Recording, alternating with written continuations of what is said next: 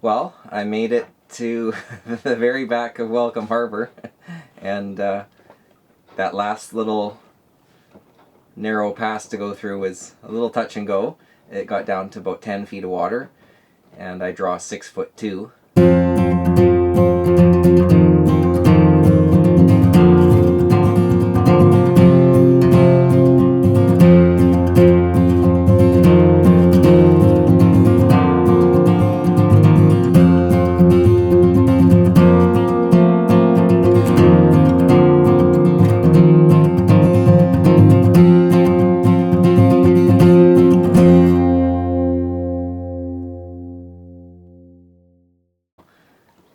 I was waiting for the depth to start increasing. As it got to 10 feet, I was like, okay, no more. And it did, so. And it certainly is still low water here, so at a higher water for sure you can get through there. But it was narrow, and my boat is 11 feet wide, so there wasn't much room to get through. And sometimes you have those little narrow passes to go through, but they're deep. But this one shallowed up at the center and then increased in depth again. Anyways, I made it. The reason I wanted to come all the way back here is because the depth for anchoring is better. In the last sort of larger bay area before that little narrow pass to get into this very back bay, it was about 70 feet of water where I would have to anchor, and here it is 41 feet right now. So that'll increase to about 55 or 60 feet at high tide. And because we're already starting to rise. But yeah, that was fun to go through there. It's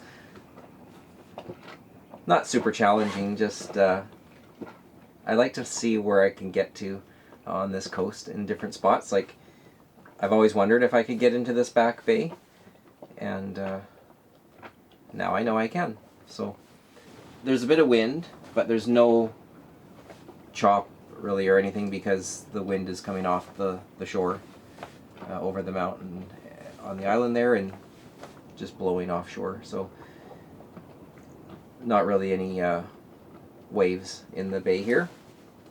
And even if it was blowing that way, there wouldn't be, because there's a bunch of islands blocking that side. So you're really well protected here. You might get a little wind, but wind is okay. It's the chop when it starts getting uncomfortable, and as long as your anchor is set well, then you should be fine in here, I would think. And I can't imagine it gets, super windy, because it does have some big mountains around it on that side anyways. So I'll have some lunch, and then I'm just going to relax for a bit. I got to get the dinghy sorted out and put the motor on. And the tide's rising, so it's not the best for beach combing, because I'm going to be losing the beach steadily. But I'll stay here tonight and tomorrow night, probably, so that I can get some good beach combing done in the morning as well. And I don't know if I'll get around to Oval Bay. It's a little ways out and then around, and it depends on the wind. If it's too windy, I don't like going too far with the dinghy, because you never know if you have to row back. I haven't had to yet, knock on wood.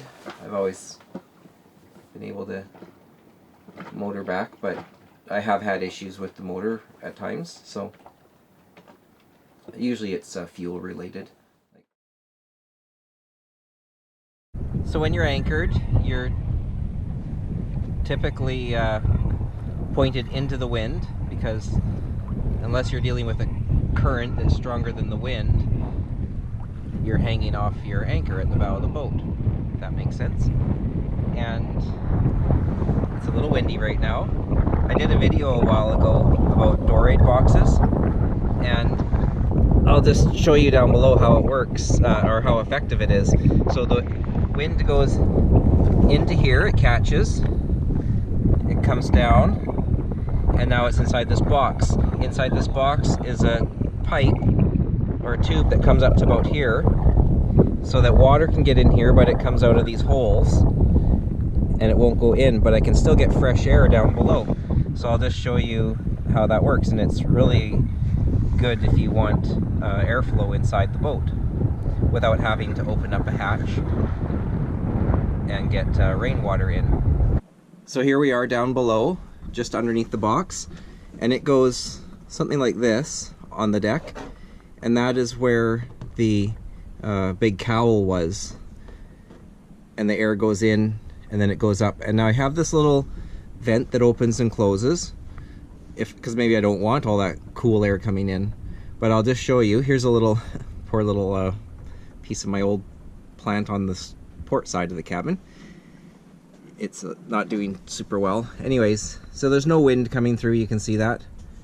And then when I open this, you can see how much air is coming in.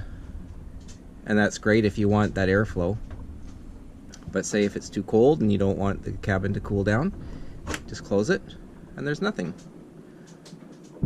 Something else that helps me when I'm on the hook are my solar panels. I have 2 panels, they're each 50 watts and they're linked together.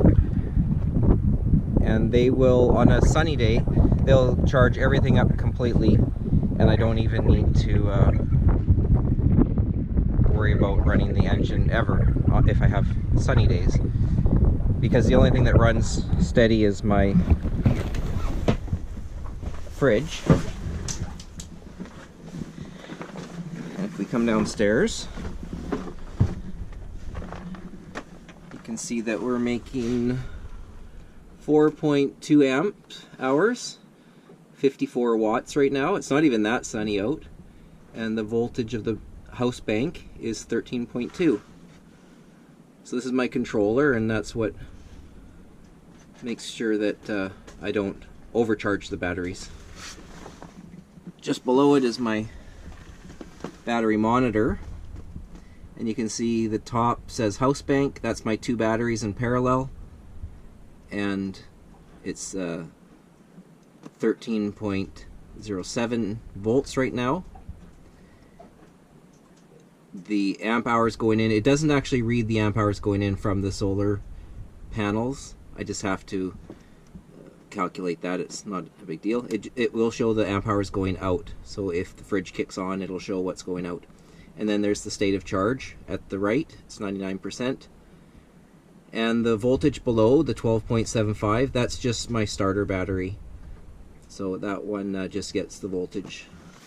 Something else I have just here under the nav table is an inverter. So that converts my DC power to AC, because not everything can be charged with a 12-volt adapter. And this is 600 watts, so when I have things like my computer or camera batteries, things like that that I need charged, I just plug it in, and you can see I've still got my computer plugged in because I was using the nav system I have on there. And it has a USB here. This runs off of my house bank as well. Anything that I'm using for systems on board, that kind of stuff, I try to tie into my house bank, because that's the bank that gets charged by the solar panels. And here's my MacBook up in the cockpit. I did use my little GPS at the helm as well, but this has really good detailed maps on it. The program's called GPS Nav X, and it's basically your paper charts scanned, and then it shows the boat. You can see I have my anchor alarm on right now, so if the boat was to drift out of this area, the computer will alarm. And I can zoom out. Here's where I went through that little narrow spot where it shallowed up. But oops.